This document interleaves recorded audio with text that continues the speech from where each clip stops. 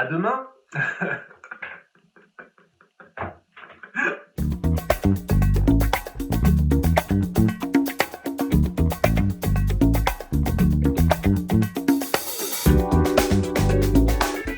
Alors, je suis Denis Gojando, je suis praticien en massage de bien-être, indépendant, c'est-à-dire que je travaille pour mon compte et pas pour un établissement ou un spa.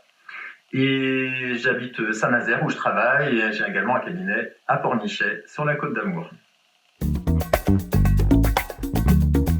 Alors j'ai découvert le massage en Asie. Je suis un ancien agent de voyage, j'ai travaillé pour un grand groupe pendant 25 ans. J'ai beaucoup voyagé dans le monde et j'ai beaucoup aimé les techniques de massage que j'ai pu expérimenter, notamment en Inde, dans le sud de l'Inde. Et après 25 ans de travail comme agent de voyage, j'ai eu envie de faire voyager les gens différemment. Voilà, alors mon parcours s'est arrêté, mon parcours d'agent de voyage s'est arrêté, donc, et puis j'ai fait une formation pour devenir praticien de massage bien-être. Mais en réalité, j'en ai pas fait qu'une, j'ai fait plusieurs écoles de façon à avoir des approches un petit peu différentes et puis aussi des techniques différentes. Voilà, et la dernière, c'était une formation de plus d'1 an à l'Institut Savatowski, donc qui permet d'avoir la certification de praticien en massage bien-être. Alors mon entreprise, c'est Denis Gojando, massage bien-être tout simplement. C'est une auto-entreprise. J'ai choisi d'être auto-entrepreneur parce que ça correspondait bien donc au type d'activité voilà, que j'avais choisi. Alors mon métier consiste à apporter du bien-être aux personnes que je reçois. Alors le bien-être, c'est un vaste terme, un vaste programme. Pour moi, c'est être bien, tout simplement. C'est être bien dans sa tête et dans son corps. Et par les techniques que j'utilise, j'essaie d'apporter une détente musculaire, un meilleur confort dans son corps. Et aussi, et c'est le but ultime, c'est de se relaxer, de se détendre la tête, hein, puisque on peut tous avoir des moments de stress ou des moments où on a vraiment une surcharge, voilà, une surcharge mentale, comme on dit. Et le massage permet de s'octroyer un moment à soi pendant lequel on déconnecte un peu avec la réalité.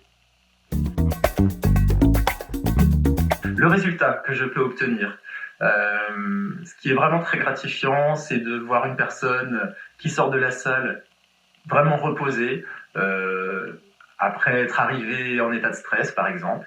Ce que j'aime aussi, c'est de recevoir, par exemple, un petit message le lendemain, me remerciant, me disant que voilà, j'avais tel et tel problème et aujourd'hui je me sens beaucoup mieux parce que j'ai bien dormi. Et voilà, moi ce que j'aime dans le métier, c'est d'apporter du confort parce que moi j'ai le rêve que tout le monde aille bien, que tout le monde se sente bien. La lessive. Mais bon, c'est bon, je m'y suis fait maintenant. Mais au début, c'est un peu surprenant parce qu'on se rend compte qu'il y a quand même beaucoup de lessive, de rangement, de nettoyage. Et c'est une partie un petit peu cachée du métier. On s'en rend pas compte quand on va consulter un masseur pendant une séance. Moi, je conseillerais de poser des questions à une fédération, comme la Fédération française de massage bien-être, qui référencie des écoles qui sont des écoles qui ont été visitées, qui ont été agrémentées, ou agréées, je ne sais pas comment on peut dire, et qui sont des écoles sérieuses. Hein, parce que dans le massage, il faut se dire qu'il y a un petit peu de tout. Hein, il y a vraiment le massage... il y a différents types de massages et il y a des gens qui ne sont pas forcément sérieux dans le métier, vous voyez ce que je veux dire. Donc il faut vraiment penser à frapper à la porte d'une école qui peut être recommandée par une fédération française. Ça peut être intéressant aussi de rencontrer des personnes, des masseurs, vous allez leur poser la question, à savoir où est-ce qu'ils ont été formés, ce qu'ils vous recommandent. Et ce que je trouve intéressant, moi, dans mon cas, j'ai fréquenté 4 écoles différentes et ça m'a permis vraiment de voir des approches différentes, des techniques aussi différentes. Et tout ça vient enrichir votre massage. Parce que parfois, quand on se contente d'un seul formateur, on est un peu formaté, du coup, à ces techniques qui peuvent être très très bien, mais c'est intéressant d'en rencontrer d'autres pour s'enrichir. Le salaire d'un praticien en massage bien-être, varie selon l'entreprise qui l'aura choisie. Il y a des personnes qui vont travailler pour des spas ou des établissements haut de gamme. Le salaire de base est dans les 1 500 € et après peut évoluer selon le style d'établissement. Quand il s'agit d'être indépendant comme je le suis, le salaire dépend de votre chiffre d'affaires. Donc il peut être très différent d'un mois à un autre, d'une année à une autre. Idéalement, il va en progressant au fur et à mesure que votre clientèle se développe. Je pense que raisonnablement, il faut compter entre 1 000 et 2 000 € en moyenne comme salaire, en fait, c'est-à-dire ce que vous dégagez. Voilà. Après, ça peut peut-être être plus. Cela dit, il faut faire attention aussi à savoir s'économiser dans ce métier, ne pas trop être gourmand, ne pas faire 8-10 heures de massage par jour. C'est possible, bien sûr, mais ça ne dure qu'un temps parce que il faut pas oublier que c'est un travail physique et qu'il faut avoir une bonne condition physique, une bonne hygiène de vie.